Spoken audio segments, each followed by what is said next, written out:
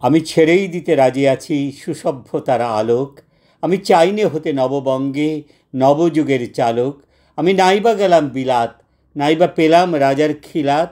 যদি পরজন্মে পাইরে হতে ব্রজের রাখাল বালক, তবে নিবিয়ে দেব নিজের ঘরে সুসভ্যতার আলোক।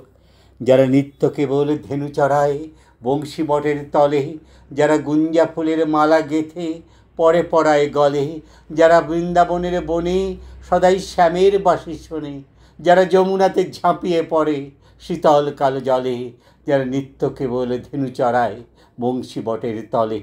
ওরে বিহান হলো জাগরে ভাই, ডাকে পরস্পরে, ওরে ওই যে দধি মন্থধ্বনি উঠল ঘরে ঘরে।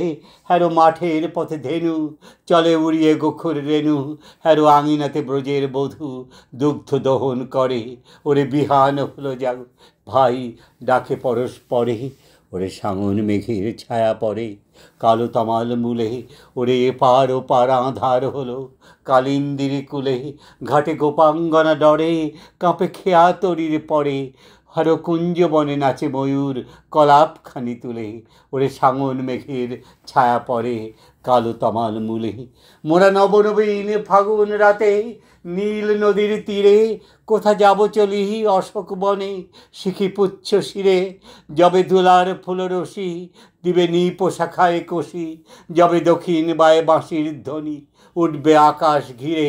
মোরা রাখাল মিলে করব মেলা নীল নদীর তীরে।